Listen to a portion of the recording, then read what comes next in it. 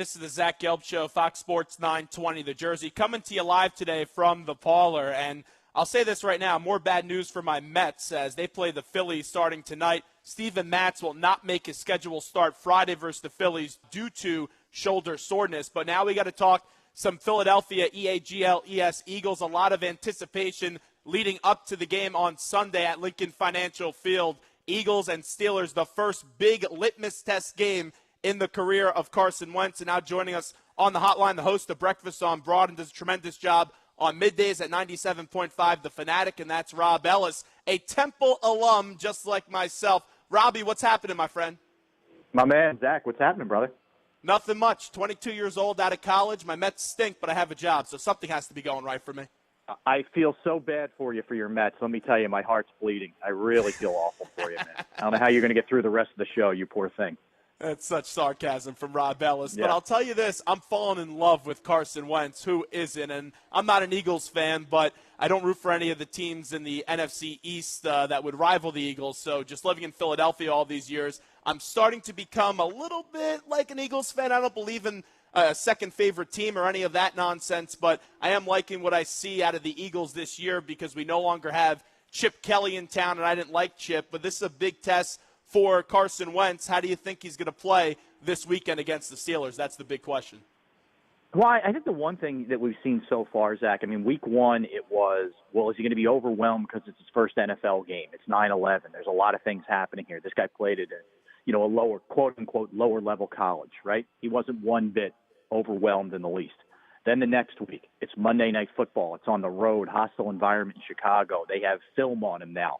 Is he going to be overwhelmed? He wasn't one bit overwhelmed. Look, there's no question this is the big leagues, right? You went from the JV to the varsity now with the Steelers. But I don't think – the one thing I think you're going to see from this kid is he's not going to be in awe by the moment. I think if he makes mistakes, it's going to be mistakes that you would make, and rookie quarterbacks are going to make from time to time. But it's not going to be because he's in awe that he's playing, the gold and black. I think it's one of these situations where he's going to play probably pretty well. Doesn't mean there won't be an interception or two.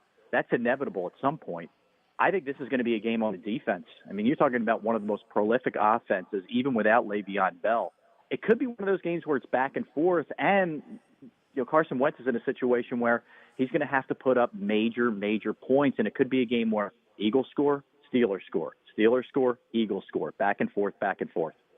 They have a very good pass rush, and they have a very good defensive line, the Eagles, but this week it's as big as ever because the cornerbacks for the Eagles aren't that good, and you need to find a way to get some pressure on Big Ben this week because if Antonio Brown and Big Ben have time, this thing could get ugly on Sunday. Yeah, I agree. I mean, the key is the Eagles' pass rush, and they've shown that the biggest difference this year from last year, at least one of the big differences, is the time of possession for the offense, which means the defense hasn't been on the field nearly as much as it was last year, and they're not gassed in the second half of games. They still have a lot left in the tank. So it's going to be important, certainly, for them to get a pass rush early. You can't, if you give Roethlisberger time, the Eagles lose this game, period. If he's back there forever, Brown will pick them apart. But I think the biggest thing you're seeing with this team is they're playing very strong in the second half. I mean, look, they played nobody, no question about that. But when you're giving up 8.5 points per game and your time of possession is 37 minutes and 42 seconds, which is the top 5 in the NFL, that's, to me, a real key to winning this thing, just keeping the Steelers' offense off the field if you're able to do that.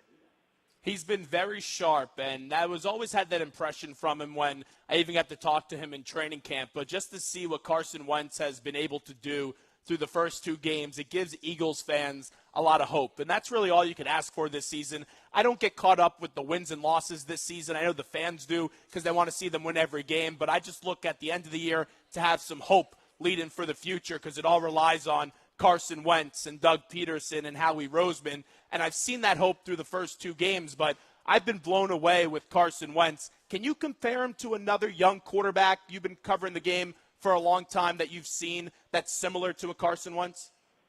Well, I'll tell you, stature-wise, the similarities between him and Ben Roethlisberger, their rookie years, I mean, they're both 6'5".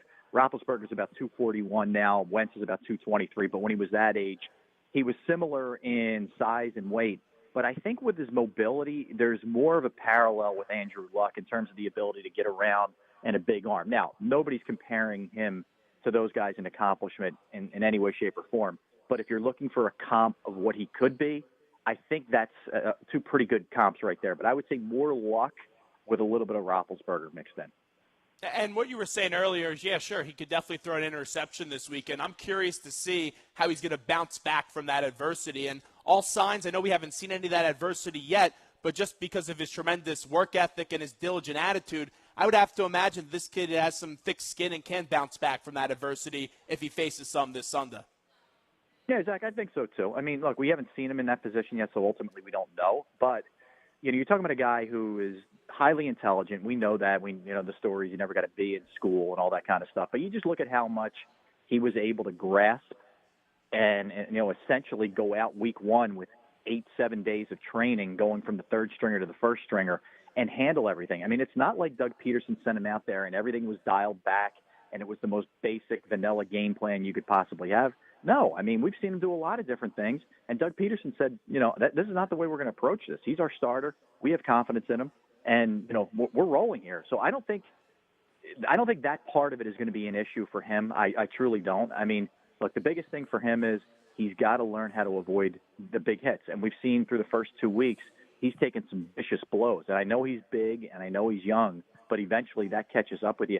His competitive spirit, I think, sometimes gets himself in trouble, and he's just got to learn to live to see another play. Have to know how to slide and also get out of bounds. And you saw that. You didn't see the sliding, but you did see him throw a few balls away against the Bears on Monday night. But there's no question he has to protect his body, or else you're going to have an RG3 scenario kind of develop here in Philadelphia, as Rob Ellis joins us from 97.5 The Fanatic and also host of Breakfast on Broad. Let me ask you this. Who have you been more impressed with, Doug Peterson or Carson Wentz? That's a great question.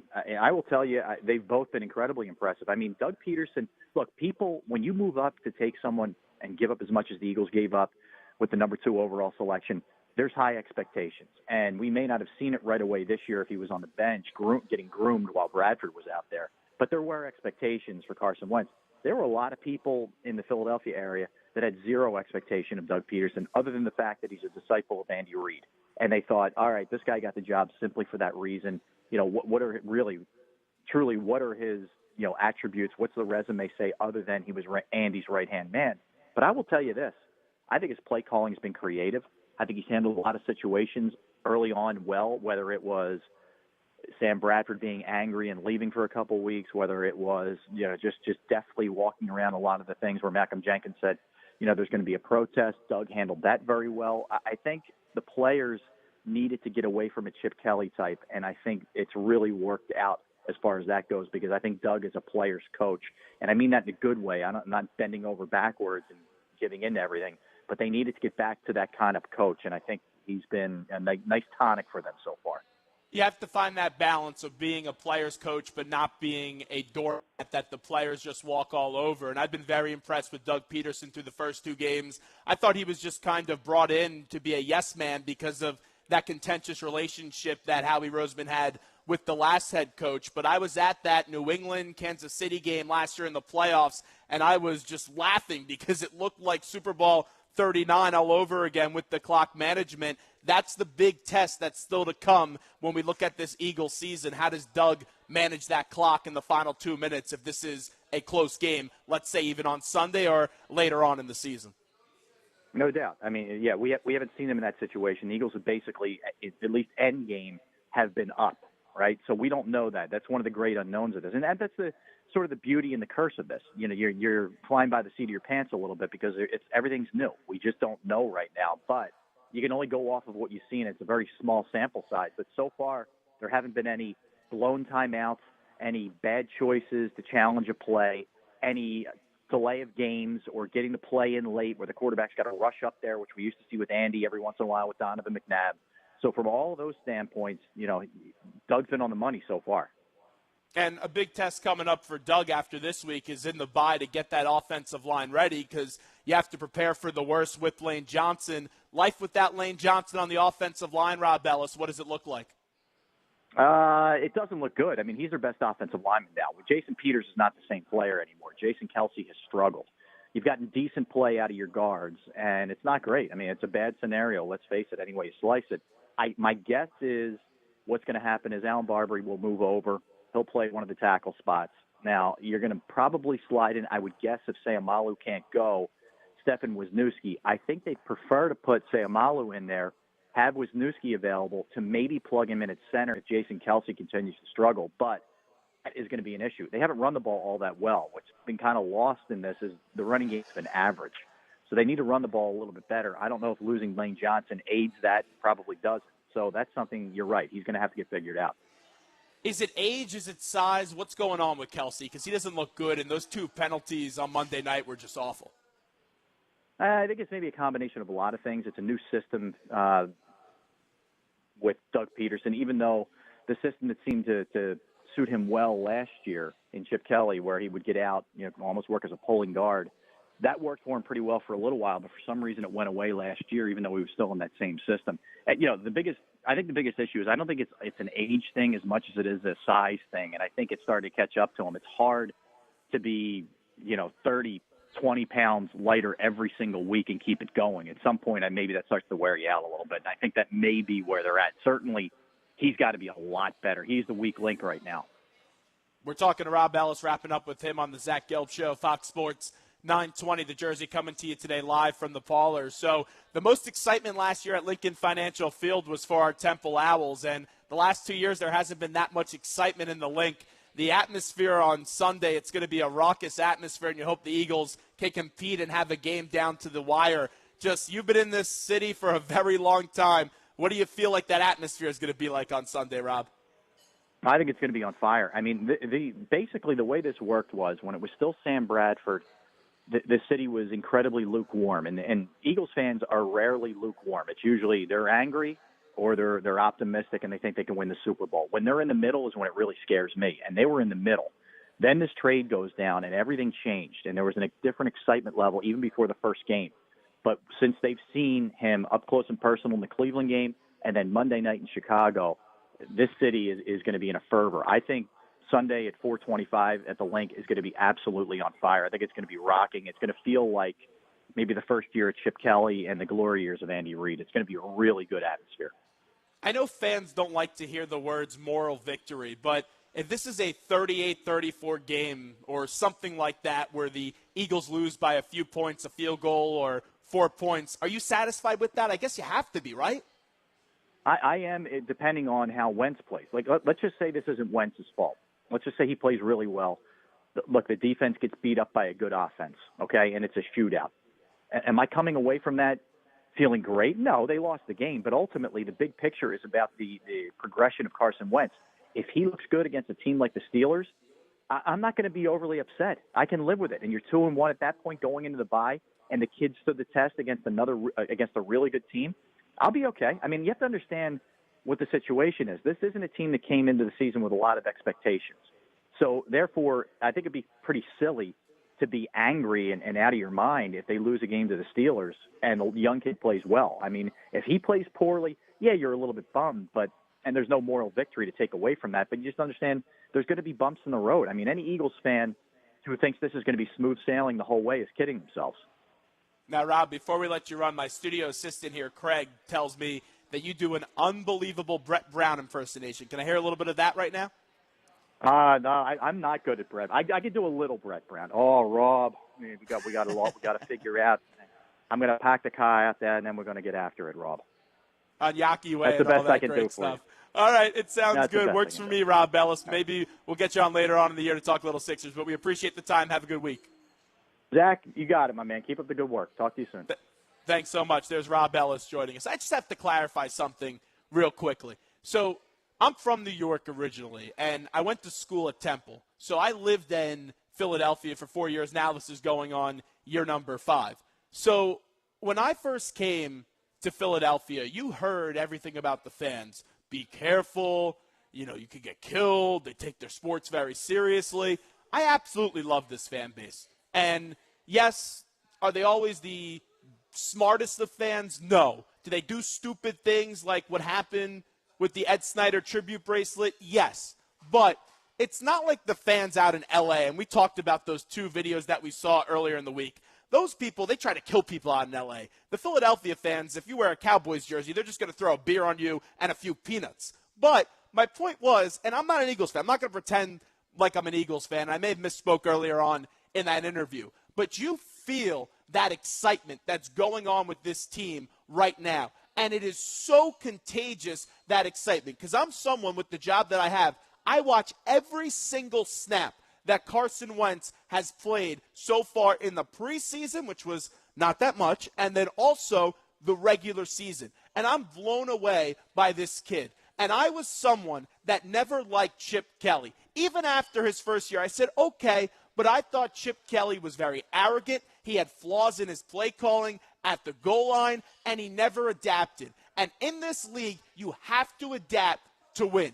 These guys get paid an enormous amount of money to game plan and adapt each and every week. And yes, it may be 2 games. And yes, it was against the Browns. And it was against the Bears. But you are seeing this new life and a city get behind the team that if you had to ask any fan in Philadelphia that's a sports fan, what is their wish? It's to deliver the Eagles a Super Bowl. Because the parade that would happen in Philadelphia would be unbelievable. It would be a party 365 days out of the year. And now you feel that excitement. Do I expect them to beat the Steelers on Sunday? No. Do I expect it to maybe be a game where it's competitive going into the fourth quarter? Sure, I could give you that. But this is a growing season. Remember, 2 weeks ago, if you were a realistic fan, you thought to yourself, and that may not exist, a realistic fan, but you thought to yourself, oh, Sam Bradford's that quarterback. Expectations are low. Offensive line okay. Running backs not that good. Wide receivers drop balls left and right. Defense, you could get excited about that. But then everything and all the entire feelings that you had for this team completely changed when Howie Roseman fleeced the Minnesota Vikings and Rick Spielman and got a first-round pick and a fourth-round pick that could get better and got rid of Sam Bradford.